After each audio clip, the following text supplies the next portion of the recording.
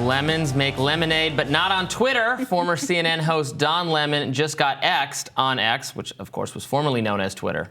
It seems in Lemon's rise from the cable news ashes, he outdid himself again. The Don Lemon Show was supposed to premiere on X, and his first interview subject was said to be Elon Musk. However, apparently the interview did not go as planned because it's now debuting on YouTube this coming Monday. According to the New York Times, the two men filmed a 90-minute-long interview at Musk's SpaceX office in Austin, Texas. There were tense exchanges reportedly during questions about Musk's reported drug use, the upcoming presidential election, and also his business dealings. Musk then called off the partnership the next day. Here's how Mr. Lemon says it all went down. I believed that this was the best possible chance for the work that I'm doing to reach the largest amount of people. So speaking of free speech, right, I thought the first person interview, no brainer, Elon Musk, the man who calls himself a free speech absolutist. I asked him to do it. He willingly agreed to the interview. Throughout our conversation, I kept reiterating to him that although it was tense at times, I thought it was good for people to see and hear our exchange and that they would learn from our conversation, learn more about him, learn more about me. But apparently, free speech absolutism doesn't apply when it comes to questions about him from people like me.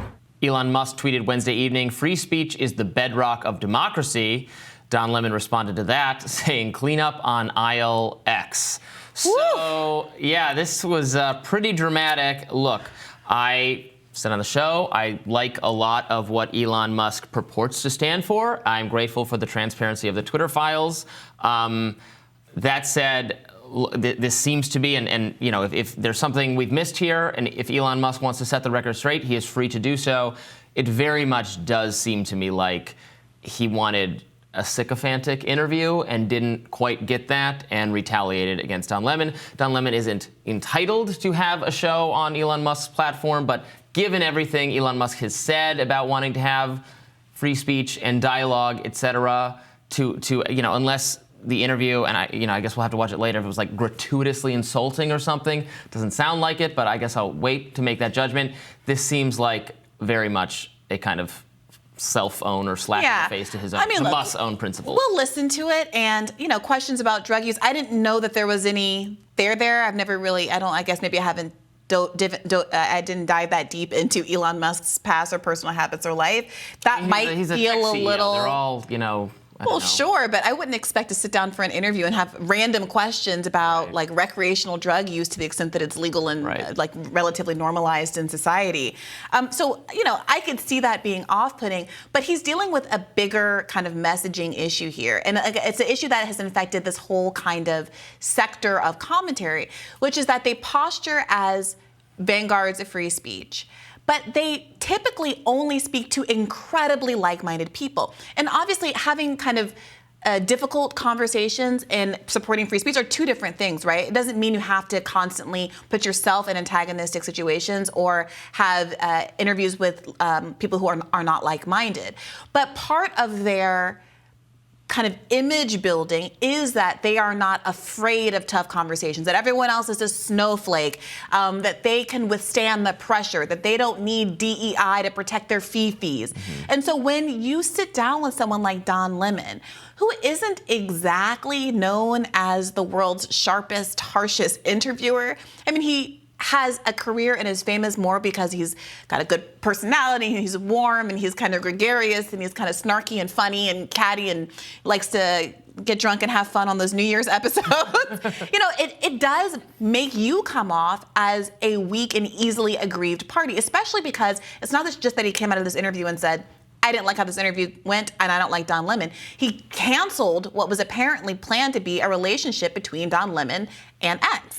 And we also know that this is not the first time this has happened. It's been pretty well documented and shown that the relationship between Elon and Matt Taibbi fell apart because Elon was very unreasonably thin-skinned in his dealings with Matt. Matt, someone who is unbelievably fair and generous and easy to work with, and was helping to show a lot of the thing. It was a good and fruitful and publicly beneficial partnership that collapsed because of Elon's complete lack of understanding with respect to Substack and what was going on there, and he was just like substantively wrong about what there was not actually a conflict there. It was very manufactured. So if that hadn't happened, I might shrug at this, but since I already know the details of that pretty and well, not just I'm like, that, this seems another example. But also the whole situation with Bari Weiss. She was the first one to be booted out of the Twitter Files coverage because she pointed out how inconsistent Musk was being with respect to his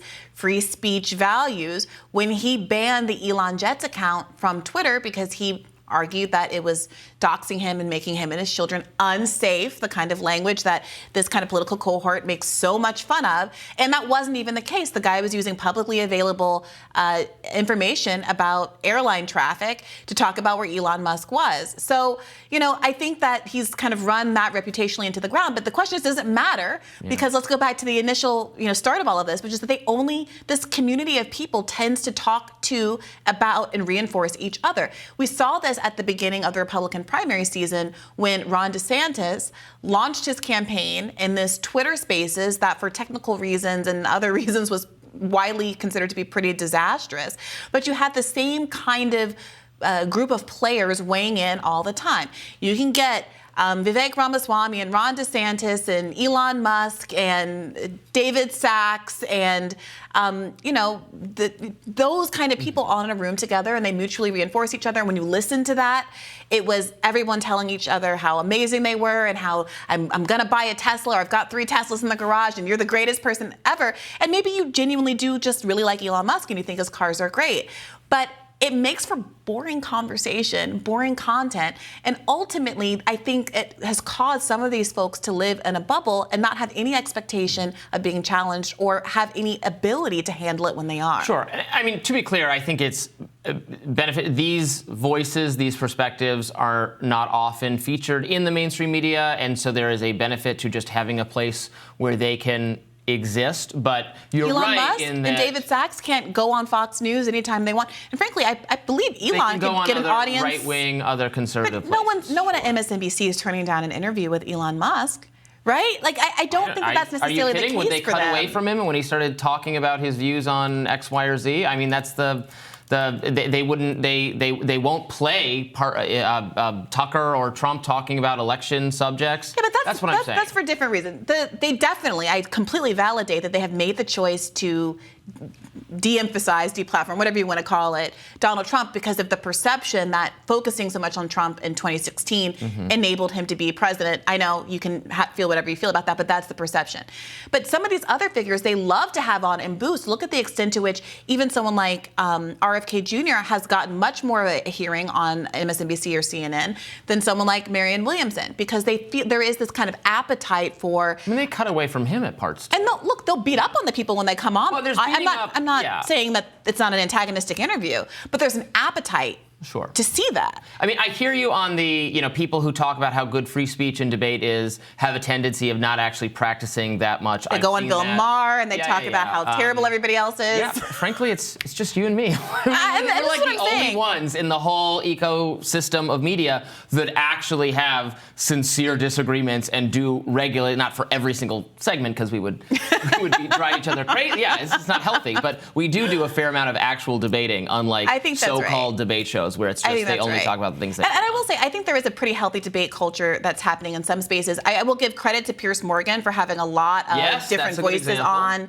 people like Norm Finkelstein and Rabbi Shmuley and those kind of debates. Frankly, our sister channel News Nation does feature a bunch of people from across the spectrum, as evidenced by that Cuomo-Tucker thing they just did, which actually was an example of people disagreeing, and they didn't just talk about the things they agree on. They had an actual debate on. But I also do want to give credit to, I think the debate internet space is much more robust, for better or for worse, on the left. And you do see, big Twitch streaming channels like Destiny and Vaush and Hassan Piker talking to each other and having really energetic debates among the broad left. But there are a lot of divisions within there and are constantly, people like Nathan Robinson at Current Affairs are constantly reading the books and writing articles about conservative thinkers and asking them to debate him. And most of them decline to do so. So, I think the appetite is certainly there, but are any of these big, heavy hitters actually going to show up? And when they show up, are they going to go